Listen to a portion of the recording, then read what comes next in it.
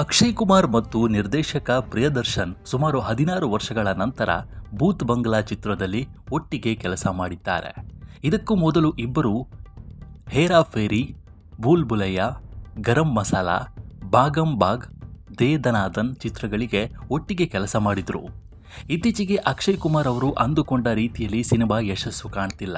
ಹಾಗಾದರೆ ಅವರ ಸಂಭಾವನೆ ಕಡಿಮೆ ಆಗಿದೆಯಾ? ಆ ಬಗ್ಗೆ ಕಂಪ್ಲೀಟ್ ರಿಪೋರ್ಟ್ ಇಲ್ಲಿದೆ ನೋಡಿ.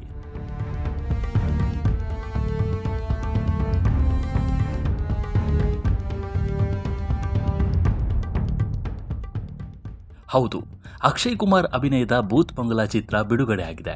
ಹಲವು ವರ್ಷಗಳ ನಂತರ ಅವರು ನಿರ್ದೇಶಕ ಪ್ರಿಯದರ್ಶನ್ ಅವರೊಂದಿಗೆ ಕೆಲಸ ಮಾಡಿದ್ದಾರೆ.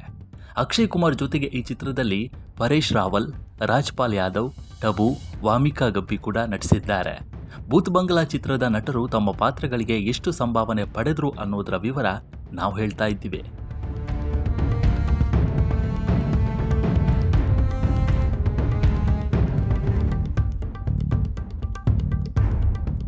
ಕೆಲವು ವರದಿಗಳ ಪ್ರಕಾರ ಅಕ್ಷಯ್ ಕುಮಾರ್ ಈ ಚಿತ್ರಕ್ಕಾಗಿ ತಮ್ಮ ಸಂಭಾವನೆಯಲ್ಲಿ 28.5% ಕಡಿತ ಮಾಡಿಕೊಂಡಿದ್ದಾರೆ.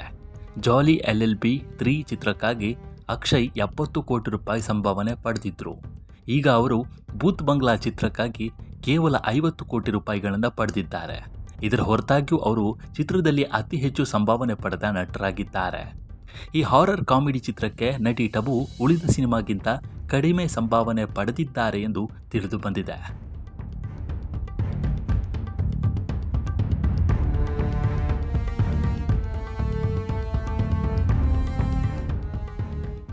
ಆರೋಮೆ ಕಹಾನ್ ದಮ್ ತಾ ಚಿತ್ರದಲ್ಲಿನ ಪಾತ್ರಕ್ಕಾಗಿ ಟಬು 3 ಕೋಟಿ ರೂಪಾಯಿ ಸಂಭಾವನೆ ಪಡೆದಿದ್ರು.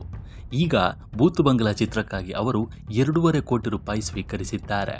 ಭೂತ್ ಬಂಗ್ಲಾ ಚಿತ್ರಕ್ಕಾಗಿ ನಟಿ ವಾಮಿಕಾ ಗಬ್ಬಿ 3 ಕೋಟಿ ರೂಪಾಯಿ ಸಂಭಾವನೆ ಪಡೆದಿದ್ದಾರೆ. ಕಳೆದ ಕೆಲವು ವರ್ಷಗಳಲ್ಲಿ ವಾಮಿಕಾ ಅವರ ಸಂಭಾವನೆ ಬಹಳಷ್ಟು ಹೆಚ್ಚಾಗಿದೆ.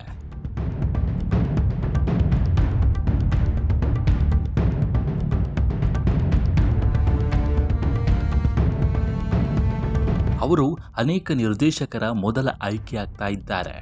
ಹಿರಿಯ ನಟ ಪರೇಶ್ ರಾವಲ್ 2 ಕೋಟಿ ರೂಪಾಯಿ ಸಂಭಾವನೆ ಪಡೆದಿದ್ದಾರೆ. ಈ ಚಿತ್ರಕ್ಕಾಗಿ ನಟ ರಾಜ್ಪಾಲ್ ಯಾದವ್ 1.5 ಕೋಟಿ ರೂಪಾಯಿ ಸಂಭಾವನೆ ಪಡೆದಿದ್ದಾರೆ. ಜಿಶು ಶೇನ್ ಗುಪ್ತಾ 1 ಕೋಟಿ ರೂಪಾಯಿ ಸ್ವೀಕರಿಸಿದ್ದಾರೆ. ಭೂತ್ ಬಂಗ್ಲಾ ಚಿತ್ರದ ಒಟ್ಟು ಬಜೆಟ್ 120 ಕೋಟಿ ರೂಪಾಯಿ ಆಗಿದೆ ಎಂದು ತಿಳಿದು ಬಂದಿದೆ. ನಮ್ಮ ಈ ವಿಡಿಯೋ ಇಷ್ಟವಾದರೆ ಲೈಕ್ ಮಾಡಿ, ಶೇರ್ ಮಾಡಿ ಮತ್ತು ನಮ್ಮ ಚಾನಲನ್ನು ಸಬ್ಸ್ಕ್ರೈಬ್ ಮಾಡಿ. ಧನ್ಯವಾದಗಳು.